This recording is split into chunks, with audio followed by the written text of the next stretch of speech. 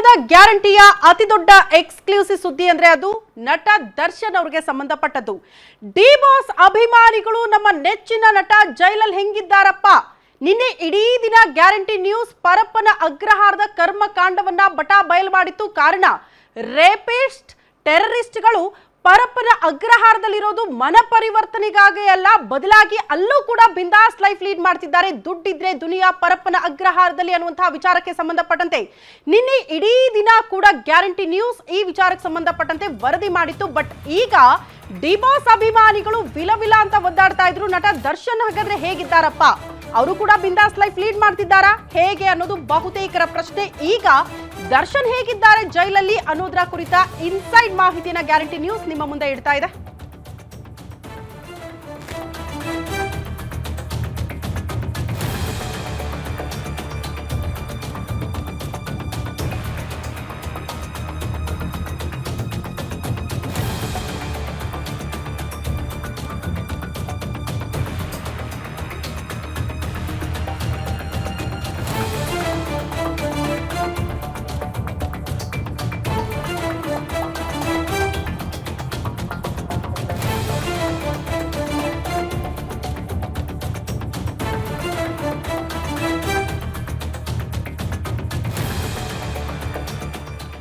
ಜೈಲಲ್ಲಿ ಎಲ್ಲರೂ ಕೂಡ ಜಾಲಿ ಆದ್ರೆ ದರ್ಶನ್ ಮಾತ್ರ ಸೈಲೆಂಟ್. ಪರಪ್ಪನ ಅಗ್ರಹಾರ ಜೈಲಲ್ಲಿ ದರ್ಶನ್ ಏನ್ ಮಾಡ್ತಿದ್ದಾರೆ ಗೊತ್ತಾ? ಗ್ಯಾರಂಟಿ ನ್ಯೂಸ್ ಅಲ್ಲಿ ದರ್ಶನ್ ಕುರಿತ ಸ್ಫೋಟಕ ಸ್ಟೋರಿ. ಬೆನ್ನು ನೋವು, ಕನಿಷ್ಠ ಸೌಲಭ್ಯ ಇಲ್ಲದೆ ದರ್ಶನ್ ನರಳಾಡ್ತಿದ್ದಾರೆ. ಕೂಗಾಡ್ತಿದ್ದ ನಟ ದರ್ಶನ್ ಈಗ ಕಂಪ್ಲೀಟ್ ಆಗಿ ಕೂಲ್ ಆಗ್ಬಿಟ್ಟಿದ್ದಾರೆ. ಜೈಲಲ್ಲಿ ಇದ್ದುಕೊಂಡೇ ಶಕ್ತಿ ದೇವತೆಯ ಮೊರೆ ಹೋಗಿದ್ದಾರಂತೆ ನಟ ದರ್ಶನ್. ಕ್ವಾರಂಟೈನ್ ಸೆಲ್ನ ವಾತಾವರಣಕ್ಕೆ ಹೊಂದಿಕೊಂಡು ವಾಸ್ತವ್ಯ ಮಾಡ್ತಿದ್ದಾರೆ. ಆಧ್ಯಾತ್ಮಿಕ ಪುಸ್ತಕಗಳನ್ನ ಓದೋದು, ಚಾಮುಂಡಿ ದೇವತೆಯ ಆರಾಧನೆ ಮಾಡೋದ್ರಲ್ಲಿ ಬ್ಯುಸಿಯಾಗಿದ್ದಾರೆ. ದರ್ಶನ್ ಬ್ಯಾರಕ್ ಪಕ್ಕದಲ್ಲೇ ಚಾಮುಂಡಿ ಫೋಟೋ ಇಟ್ಟಿದ್ದಾರಂತೆ ಸಿಬ್ಬಂದಿ. ಫೋಟೋಗೆ ನಮಸ್ಕರಿಸಿ ಅಲ್ಲೇ ಕುಳಿತುಕೊಂಡು ದರ್ಶನ್ ಧ್ಯಾನ ಮಾಡ್ತಿದ್ದಾರಂತೆ.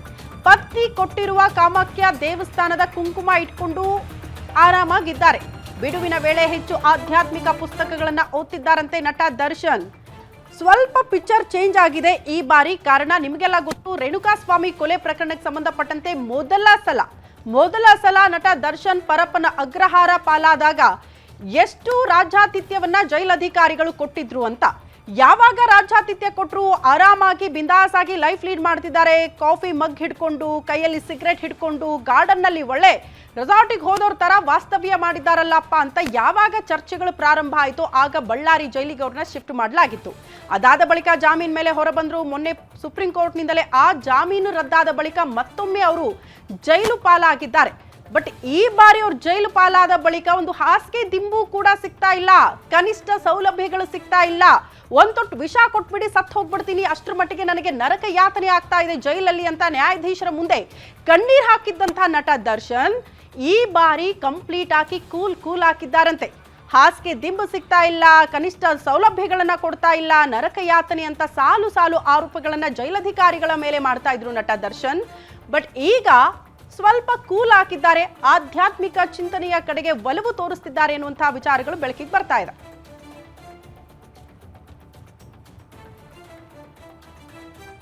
ಈ ಬಗ್ಗೆ ಮತ್ತಷ್ಟು ಡೀಟೇಲ್ಸ್ ಅನ್ನ ಕೊಡ್ತಾ ಹೋಗ್ತಾರೆ ಹಿರಿಯ ಪ್ರತಿನಿಧಿ ಅಜಯ್ ಕುಮಾರ್ ನೇರ ಸಂಪರ್ಕದಲ್ಲಿ ಜಾಯಿನ್ ಆಗ್ತಿದ್ದಾರೆ. ಅಜಯ್, ಈ ಸ್ವಲ್ಪ ಪಿಕ್ಚರ್ ಚೇಂಜ್ ಆದಂಗೆ ಕಾಣಿಸುತ್ತಪ್ಪ. ಲಾಸ್ಟ್ ಟೈಮ್ ಕನಿಷ್ಠ ಸೌಲಭ್ಯಗಳು ಸಿಗ್ತಾ ಇಲ್ಲ ಅಂತ ಒದ್ದಾಡ್ತಾ ಇದ್ರು, ಅದಕ್ಕೂ ಮುನ್ನ ಕನಿಷ್ಠ ಸೌಲಭ್ಯಗಳ ರಾಜ್ಯಾತಿಥ್ಯ ಸಿಗ್ತಾ ಇತ್ತು ಈ ಹಿಂದೆ ಅವರಿಗೆ.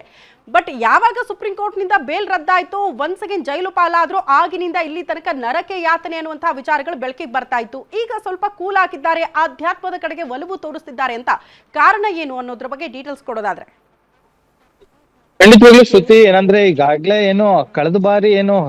ಕಳೆದ ವಾರ ಕೂಡ ಅವರು ಕೋರ್ಟ್ಗೆ ಬಂದಂತ ಸಂದರ್ಭದಲ್ಲೂ ಕೂಡ ಹಣೆಗೆ ಕುಂಕುಮ ಇಟ್ಕೊಂಡು ಕೂಡ ಬಂದಿದ್ರು. ಅಂದ್ರೆ ಈಗ ಸಂಪೂರ್ಣವಾಗಿ ನಟ ದರ್ಶನ್ ಏನಿದ್ದಾರೆ ಅವರು ಆಧ್ಯಾತ್ಮಕ ಕಡೆಗೆ ಕೂಡ ವಾಲ್ತಿದ್ದಾರೆ ಅನ್ನೋ ಒಂದು ಮಾಹಿತಿ ಕೂಡ ಸಿಗ್ತಾ ಇರುವಂತದ್ದು. ಅಂದ್ರೆ ಅವರ ಆ ಒಂದು ಸೆಲ್ ಏನಿದೆ, ಆ ಒಂದು ಸೆಲ್ನೊಳಗೂ ಕೂಡ ಒಂದು ಚಾಮುಂಡೇಶ್ವರಿಯ ಫೋಟೋವನ್ನ ಕೂಡ ಇಟ್ಕೊಂಡು ಅಲ್ಲಿ ಪ್ರತಿನಿತ್ಯ ಪೂಜೆ ಮಾಡುವಂತದ್ದು, ಜೊತೆಗೆ ಆಧ್ಯಾತ್ಮಕ ಕಡೆಗೆ ವಾಲ್ತಾ ಇರುವಂತದ್ದು, ಜೊತೆಗೆ ಧ್ಯಾನ ಮಾಡುವಂತದ್ದು, ಈ ರೀತಿಯಾಗಿ ಸಂಪೂರ್ಣವಾಗಿ ತಮ್ಮನ್ನ ತಾವು ತೊಡಗಿಸ್ಕೊಂಡಿದ್ದಾರೆ ಅನ್ನೋ ಮಾಹಿತಿ ಕೂಡ ಸಿಗ್ತಾ ಇರುವಂತದ್ದು. ಯಾಕಂದ್ರೆ ಈ ಹಿಂದೆ ಕೂಡ ಅರೆಸ್ಟ್ ಆದಂತಹ ಸಂದರ್ಭದಲ್ಲಿ ಕೈನಲ್ಲಿ ಸಿಗರೇಟ್ ಇಟ್ಕೊಂಡು ರೌಡಿ ಶೀಟರ್ ಜೊತೆ ಇದ್ದಂತಹ ನಟ ದರ್ಶನ್ ಹಾಗೆ ಇದ್ದಂತ ದರ್ಶನ್ ಈಗ ಸಂಪೂರ್ಣವಾಗೂ ಕೂಡ ಬದಲಾಗಿದ್ದಾರೆ ನನ್ನ ಮಾಹಿತಿ ಕೂಡ ಸಿಗ್ತಾ ಇರುವಂತದ್ದು.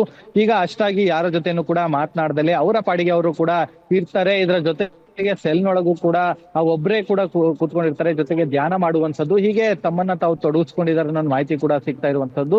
ಯಾಕಂತಂದ್ರೆ ಈ ಹಿಂದೆನೂ ಕೂಡ ಸಾಕಷ್ಟು ವಿರೋಧಗಳು ಕೂಡ ವ್ಯಕ್ತವಾಗಿತ್ತು ಅವರ ನಡವಳಿಕೆಯಿಂದ. ಸೊ ಹಾಗಾಗಿ ಈ ಒಂದು ವಿಚಾರವಾಗಿ ಈಗಾಗಲೇ ಸಂಪೂರ್ಣವಾಗಿ ಬದಲಾಗಿ ಒಂದು ತಾಯಿ ಚಾಮುಂಡೇಶ್ವರಿಯ ಫೋಟೋವನ್ನು ಕೂಡ ಈಗಾಗಲೇ ಸೆಲ್ ಬಳಿ ಕೂಡ ಇಟ್ಕೊಂಡು ಅಲ್ಲಿ ಕೂಡ ಪ್ರತಿನಿತ್ಯ ಪೂಜೆಯನ್ನು ಕೂಡ ಮಾಡ್ತಿದ್ದಾರೆ. ಇದರ ಜೊತೆಗೆ ಅಧ್ಯಾತ್ಮದ ಕಡೆಗೆ ಕೂಡ ಹೋಗಿದ್ದಾರೆ, ಜೊತೆಗೆ ಒಂದೆರಡು ಬುಕ್ಸ್ ಗಳನ್ನು ಕೂಡ ಇಟ್ಕೊಂಡು ಅದನ್ನು ಕೂಡ ರೆಫರ್ ಮಾಡ್ತಾ ಇದ್ದಾರೆ ನನ್ನ ಮಾಹಿತಿ ಕೂಡ ಈಗಾಗಲೇ ಜೈಲಿನ ಅಧಿಕಾರಿಗಳು ಕೂಡ ಈಗಾಗಲೇ ಕೊಟ್ಟಿರುವಂತದ್ದು. ಅಂದ್ರೆ ಆಗಿನ ಇದ್ದಂತಹ ದರ್ಶನ್ ಇದ್ರೆ ಈಗಾಗಲೇ ಸಂಪೂರ್ಣವಾಗಿ ಬದಲಾಗಿದ್ದಾರೆ. ಅಲ್ಲಿರುವಂತ ಕೆಲವೊಬ್ಬರ ಜೊತೆ ಮಾತ್ರ ಬಿಟ್ರೆ ಇನ್ಯಾರ ಜೊತೆನೂ ಕೂಡ ಅಷ್ಟಾಗಿ ಮಾತಾಡ್ದಲೆ ಅವರು ಸಂಪೂರ್ಣವಾಗಿ ಆಧ್ಯಾತ್ಮದ ಕಡೆಗೆ ವಾಲಿರುವಂತದ್ದು. ಸೊ ಹೀಗಾಗಿ ಸಾಕಷ್ಟು ಇದು ಒಂದು ರೀತಿ ಚೇಂಜಸ್ ಅಂತಾನೆ ಹೇಳ್ಬೋದು. ಯಾಕಂದ್ರೆ ಕೋರ್ಟ್ಗೆ ಬಂದಂತ ಸಂದರ್ಭದಲ್ಲೂ ಕೂಡ ಕುಂಕುಮನ್ನು ಕೂಡ ಇಟ್ಕೊಂಡ್ ಬಂದಿದ್ರು. ಸೊ ಹೀಗಾಗಿ ಪ್ರತಿ ಬಾರಿ ಕೂಡ ಅವರು ಅಂದ್ರೆ ಹೊರಗಡೆ ಇದ್ದಂತ ಸಂದರ್ಭದಲ್ಲೂ ಕೂಡ ಮೈಸೂರಿನ ಚಾಮುಂಡೇಶ್ವರಿ ದೇವಸ್ಥಾನಕ್ಕೂ ಕೂಡ ಸಾಕಷ್ಟು ಬಾರಿ ಭೇಟಿಯನ್ನು ಕೂಡ ಕೊಡ್ತಾ ಇದ್ರು. ಸೊ ಹೀಗಾಗಿ ಇದು ಎಲ್ಲ ಒಂದ್ ಕಡೆ ಅವರಿಗೆ ಒಳ್ಳೆಯ ರೀತಿಯಲ್ಲಿ ಆಗತ್ತೆ ಅನ್ನೋ ಒಂದು ನಂಬಿಕೆ ಮೇಲೆ ಈಗ ಆ ದೈವದ ಹಿಂದೆ ಕೂಡ ದರ್ಶನ್ ಹೋಗ್ತಾ ಇದ್ದಾರೆ ಅನ್ನೋ ಮಾಹಿತಿ ಕೂಡ ಸಿಗ್ತಾ ಇರುವಂತದ್ದು. ಒಟ್ಟಿನಲ್ಲಿ ಈ ಒಂದು ಚೇಂಜಸ್ ಇಂದ ಅಲ್ಲಿರುವಂತ ಕೆಲವೊಂದು ಸಿಬ್ಬಂದಿಗಳು ಕೂಡ ಈಗಾಗಲೇ ಒಂದ್ ರೀತಿ ಬೆರಗಾಗಿದ್ದಾರೆ ಅಂತಾನೆ ಹೇಳ್ಬೋದು ಶ್ರುತಿ.